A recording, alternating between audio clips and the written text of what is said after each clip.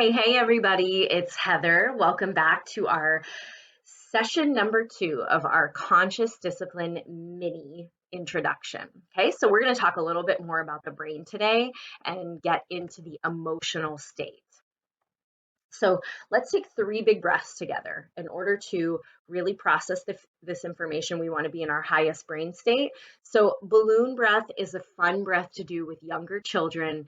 It's a great way to really get them involved in something fun while they're doing something that's so good for them, which is learning how to breathe.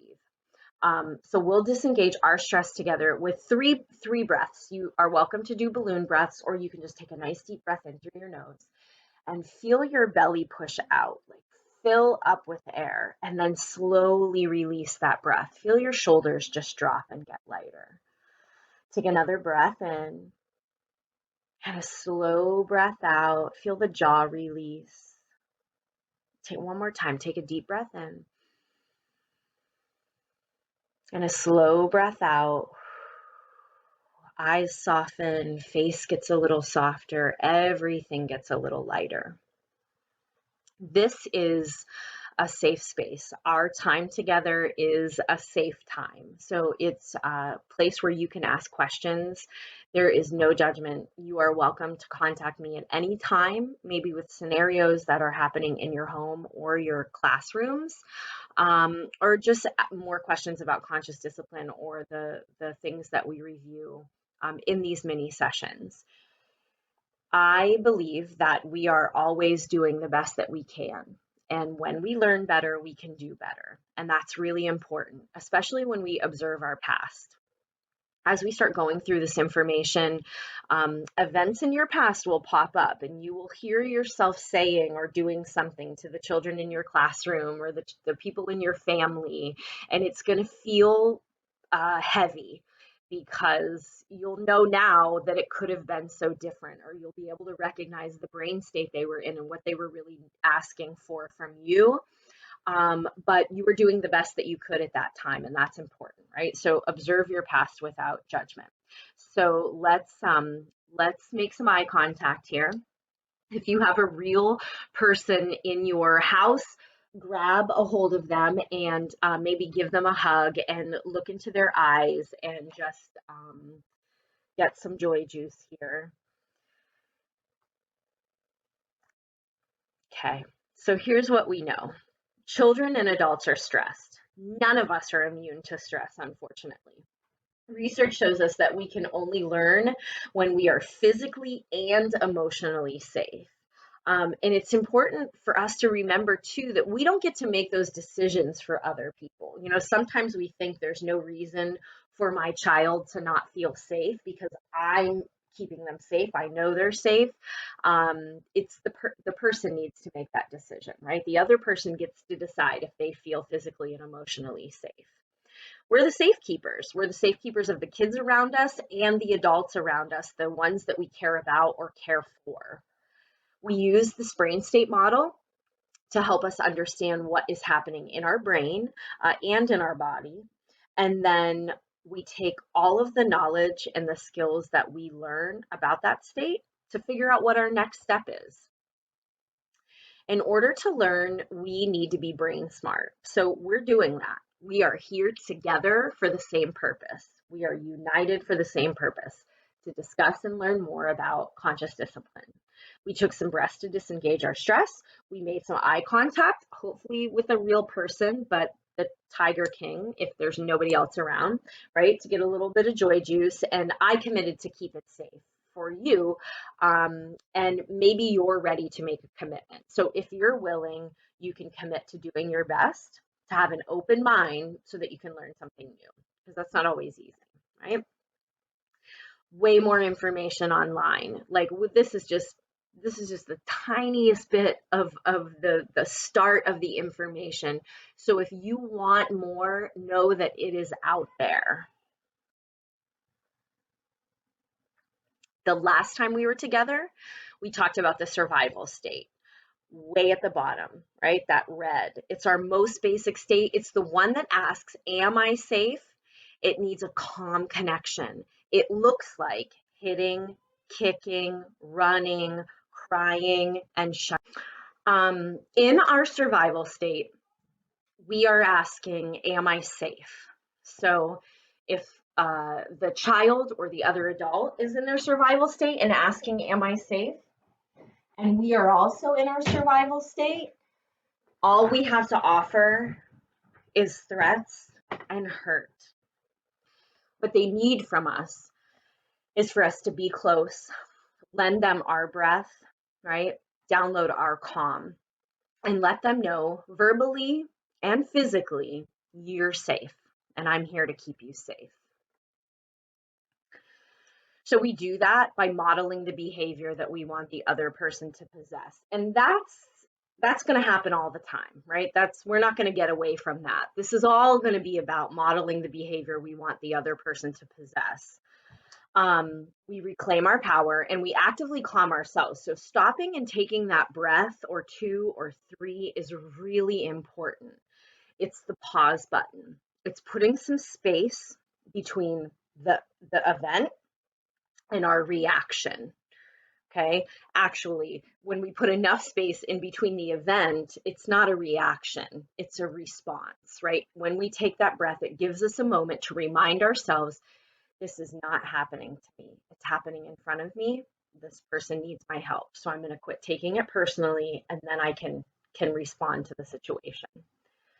So check survival state, right? Am I safe? Next, emotional state. Am I loved? So the emotional state is triggered when the world isn't going our way. And for me, I take a step into the emotional state on a daily basis, sometimes more than once. And especially in these last couple weeks with the quarantine and the current situation and us all being in our homes for such extended periods of time, or even if we are not staying home, that can be even worse, right? So there's a lot going on and a lot to deal with, and that brings up a lot of emotions. So when we're in the emotional state, it really limits our ability to see from the other person's point of view. And for grown-ups, when we are in this emotional state, it's really hard to think clearly. So we can revert to disciplining the way that we were disciplined, even if we know it didn't feel good. It's that whole, if I have kids, I'm never going to do this thing that my parent did, and then you find yourself doing it anyway. So it asks the question, am I loved? And if we perceive the answer to be no, then it's likely that we're going to stay in this state or sometimes drop back into that survival state. Okay. So what does the emotional state look like? It looks like all of the things that trigger us the most: yelling, ignoring, blaming, sass and backtalk, name calling, clinginess, attention seeking. And quick note on that attention seeking, remember that we are working on seeing attention seeking as connection seeking, right? Because if someone's asking the question, if their behavior is really asking, am I loved? Of course they're looking for connection. So you put two people in an emotional state together and you have got a fight, right? So this stuff is hard to deal with. It's hard when they're teeny tiny. It's hard when they're teenagers. It's hard when they're grown-ups. No good can come out of this, especially if there's two people in their emotional state together. But something important to remember about the yelling is that it's a good sign that they've come out of their survival state. It's a higher state than shutting down or just screaming and crying. So if you can get them to yell at you, that's a step in the right direction.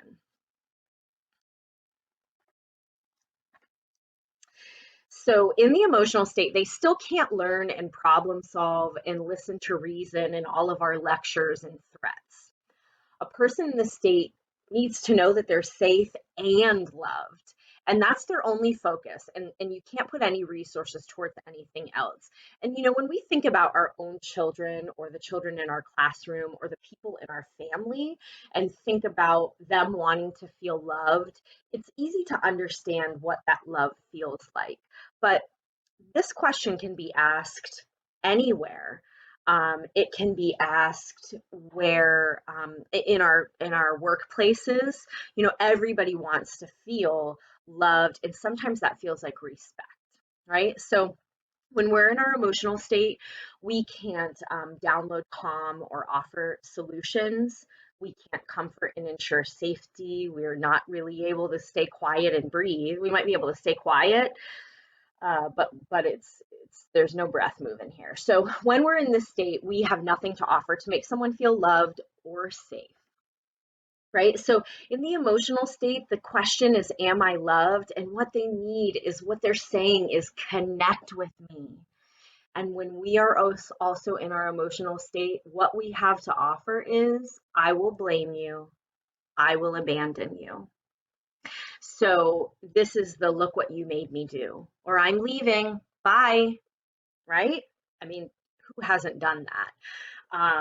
I found myself in a worksheet based argument like this with my child just last week. He was upset that he had to finish it. I was tired of the arguing. He whipped the page, which made the page rip. And so instead of downloading my calm, um, I reached down and ripped the entire sheet out of the book. He started crying so hard. And my first thought was, he did this. You did this. Look what you made me do. But I stopped because very quickly I realized where he was at and where I was at, right? He was in his emotional state. He was having a hard time and he needed my help. And how scary that must have been when, instead of helping him and saying, you are safe, you can handle this, I reached down and ripped that page out of his book, essentially saying, you are not safe and you can't handle this, and neither can I. So I had to say in that moment, I need a minute.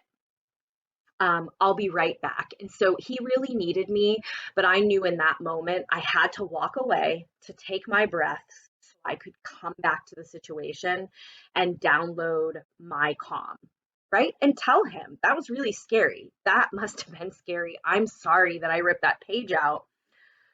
You were hoping that you were done with your work.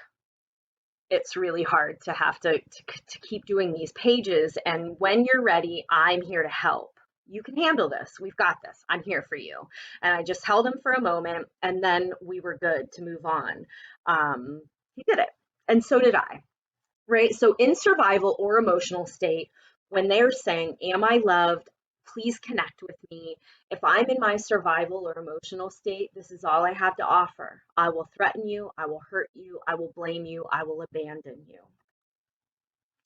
So what they need from us when they're asking for connection is this. The bottom line is, we can't help the other person if we're not in the higher centers of our brain. They need us to be patient and download our calm. We need to notice and acknowledge their struggle. And hey, this is one thing to get the hang of it with kids.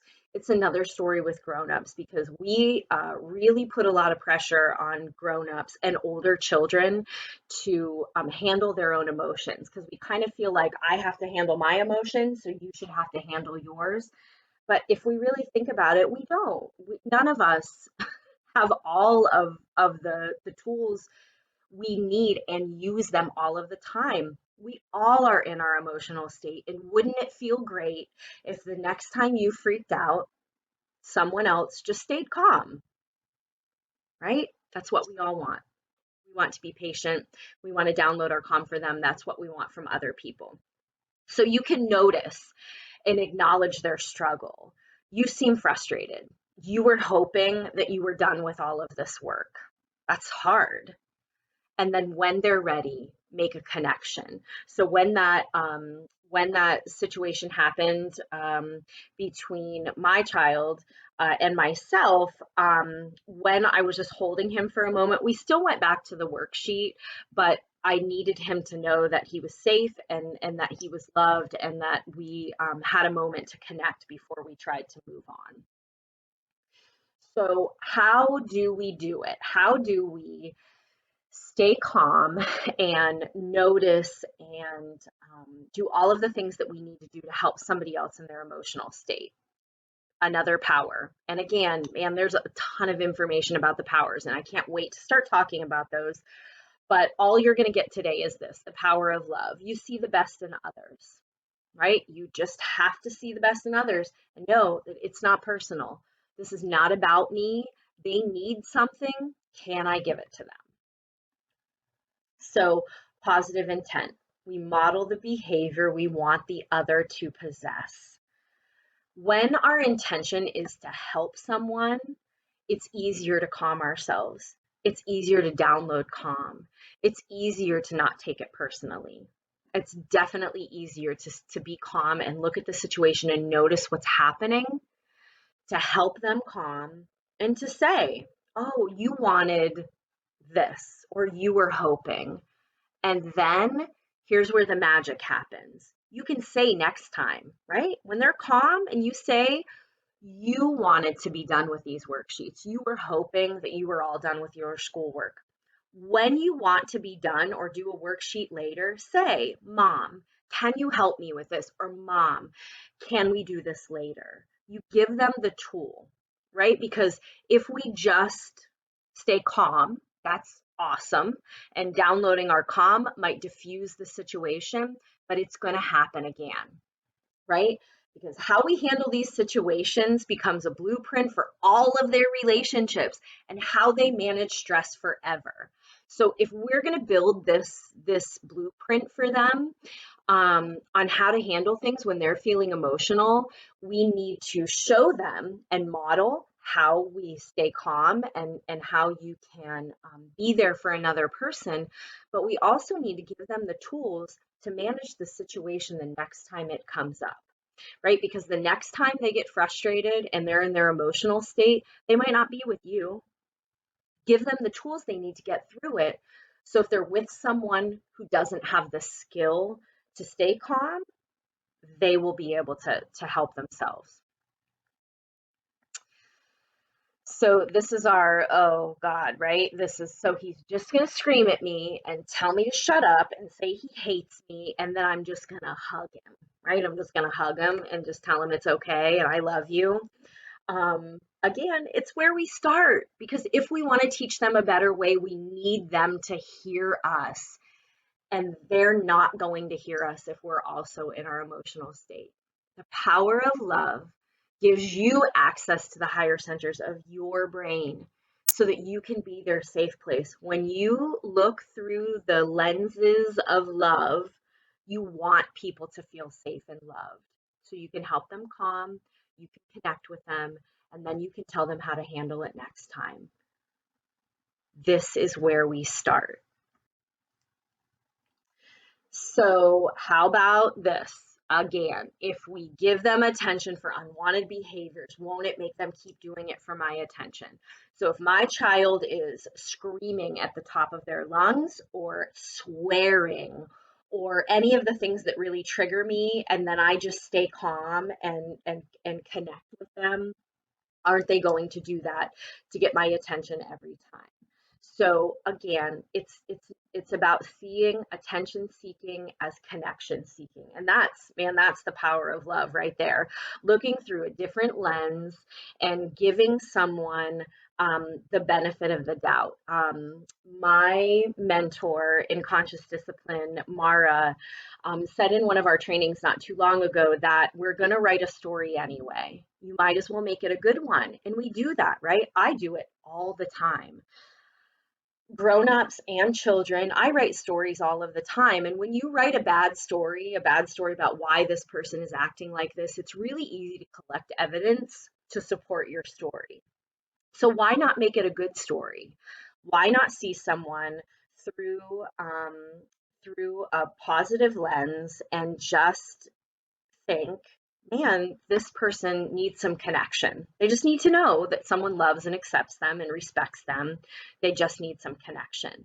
And the more connection we give, the less someone will need to act out these behaviors in the first place. But for right now, if we just work really hard on seeing attention seeking behaviors as connection seeking behaviors, it can make it all a little bit easier to deal with. We all want love. We all want acceptance. We all want to feel safe. So connection, we talk a lot about connection, and connection is really important. So think about being on the couch with someone else watching a movie. You are both in the same place at the same time. You're doing the same thing. You're both watching a movie on TV, but the person sitting next to you is on their phone, right? And maybe they're getting the movie, they're still with you, but there is no presence, right? They're not connected. It's not the same. It feels different. So know that that is different for your kids too. So taking them to the playground is awesome. Um, Playing games. There's so many things that we do with our kids together that's really important. But it's also important to understand that connection has four ingredients. So the first one is eye contact, right? Because that eye contact is what releases that joy juice. Okay. There is a reaction in our brain when we make eye contact with someone. So there needs to be eye contact, not for the entire time, but moments of eye contact, right? Being present. Your mind and your body are in the same place. So your body isn't just in the same place, your mind is in the same place. And I'm sure you can think of plenty of times where you and your family have been in the same space, or you and your coworker, or you and your kids in your room, you were together all day, right? No place else to go. But without presence, there is no connection. It just feels completely different. You're not together, even when you're together. So um, touch is the only sense we can't live without, right? So again, touch releases something in our body. It's important. So provide some touch. It doesn't have to be, I'm going to hold you really super tight the whole time. Um, that's not necessary, unless they're asking for it, of course. Um, but add some touch, and put it all in a playful situation. Having a really intense talk where you're holding hands and looking in each other's eyes and you're together and talking is a great and powerful thing. But we all can probably easily understand that being in a playful situation, and this is just moments, this is not, I need to spend my entire day with my husband and my child having these four things happening the entire time. I mean, it would be nearly impossible to do, and it would probably drive them crazy anyway. So moments of eye contact, presence, touch, and playfulness. Okay, because connection isn't just being together. So let's review. My state dictates your state, right? Have you ever had someone walk into the room who was in a bad mood? It doesn't have anything to do with you, but it feels terrible, right? Their state can dictate your state, and your state can dictate someone else's, especially kids, especially little ones. So remember that you keep yourself in check so that you can help everybody else do the same. So what's next? This is the big one. Executive state. This is where we want to be all the time, and we can handle anything, and life is pretty lovely even when it's not. We've got the skills to get through it. So that's next time. So until next time, thank you for being here to listen to all of the things that I have to say. I am wishing you well.